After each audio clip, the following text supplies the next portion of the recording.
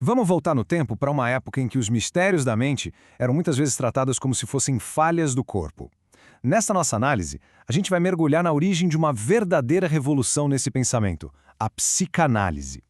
A nossa jornada começa lá na neurologia do século XIX e vai nos levar até o nascimento de um método que trocou a autoridade do médico pela arte, simples mas muito poderosa, da escuta.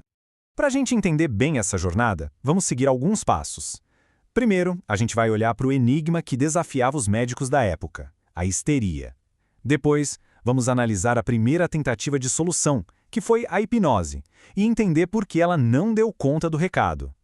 Isso vai nos levar direto para a criação da regra fundamental da psicanálise. E aí, vamos ver como essa regra acabou revelando a existência do conflito e da resistência, o que no fim das contas culminou no nascimento de um método completamente novo.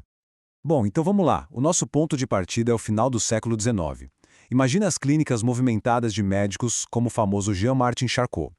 Ali, um mistério clínico deixava todo mundo intrigado: a histeria. Era um verdadeiro quebra-cabeça que a medicina daquele tempo simplesmente não conseguia montar. O grande mistério era esse: como é que o corpo podia expressar um sofrimento que a mente consciente não conseguia colocar em palavras? Os pacientes chegavam com paralisias, perdas de sensibilidade, coisas que não faziam o menor sentido do ponto de vista da neurologia. Era como se o corpo estivesse, encenando um drama, como se uma memória esquecida estivesse atuando diretamente nos músculos e nos nervos. E aqui vem a grande virada de chave, a primeira grande sacada. Foi a percepção de que esses sintomas não eram aleatórios. De jeito nenhum. Eles tinham um significado.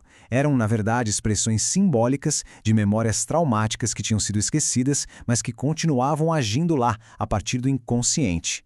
O sintoma, veja só, era ele mesmo uma forma de lembrança.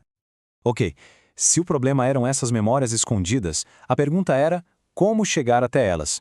E isso nos leva direto para a primeira grande tentativa de lidar com isso, o chamado método catártico, desenvolvido em parceria com o Joseph Breuer. A teoria por trás desse método era bem direta, bem lógica. Se uma memória traumática e a emoção ligada a ela estavam presas, causando o sintoma, então ao reviver essa memória e liberar essa emoção sob hipnose, o sintoma deveria desaparecer. A ideia era descarregar pela fala essa emoção reprimida, fazendo uma espécie de limpeza psíquica.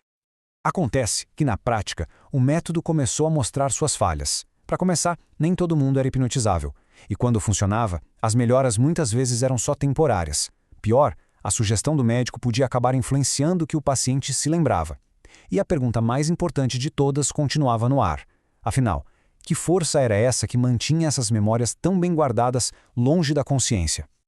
E aqui a gente consegue ver a mudança fundamental que estava prestes a acontecer. Não era só uma troca de técnica, era uma mudança total de postura. O terapeuta deixa de ser aquela figura de autoridade que comanda, que sugere, para se tornar um ouvinte atento, neutro, receptivo. O foco sai da simples eliminação do sintoma para a compreensão do conflito que está por trás dele.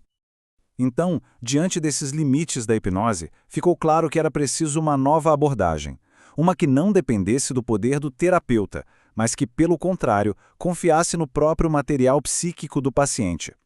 E a mudança, que parece até simples demais, foi genial.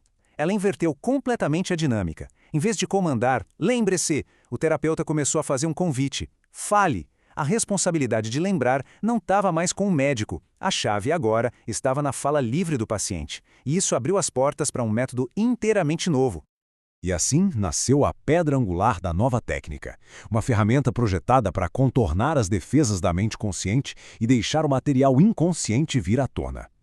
A instrução era radical. Fale tudo o que vier à cabeça, sem direção, sem censura, sem se preocupar com a lógica, por mais absurdo, trivial ou embaraçoso que pareça.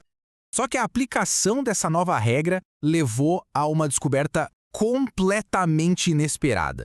Uma descoberta que iria definir a psicanálise para sempre. A gente poderia imaginar que viria um fluxo contínuo de memórias, de ideias, uma cachoeira de pensamentos. Mas o que se observou na prática foi algo bem diferente e muito mais interessante.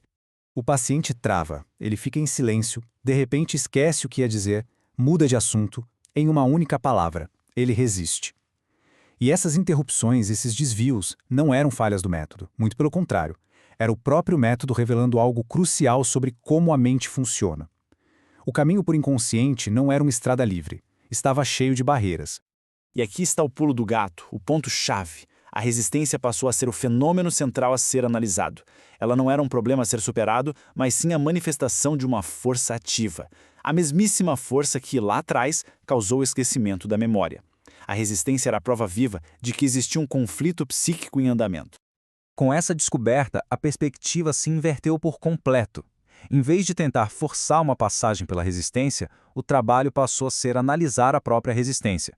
Investigar o como e o porquê de um paciente resistir se tornou o caminho principal para entender sua vida psíquica inconsciente e os conflitos que a organizavam. Bom, todo esse conjunto de descobertas e de inovações na técnica representou uma ruptura total com o que vinha antes. Não foi uma simples reforma, foi uma verdadeira revolução. Esses princípios que a gente vê aqui, eles são os pilares do novo método. Eles formaram a base de uma disciplina completamente nova. Desde a escuta atenta, passando pela associação livre e pela análise da resistência, cada um desses pilares foi uma inovação radical. O objetivo não era mais só a descarga emocional da catarse, mas a construção de um saber novo sobre si mesmo, aquilo que a gente chama de insight. E isso explica por que essas mudanças não foram só um ajuste numa técnica antiga, mas sim a criação de um campo de conhecimento inteiramente novo. A psicanálise se estabeleceu com um objeto de estudo que era só seu, o inconsciente, uma ferramenta de investigação única, a associação livre e um fenômeno clínico central que guiava toda a prática, a resistência. E essa pergunta final nos deixa com uma reflexão sobre o legado que essa revolução deixou e que dura até hoje. O imenso valor de escutar não apenas o que é dito, mas talvez, principalmente, aquilo que se revela nos silêncios.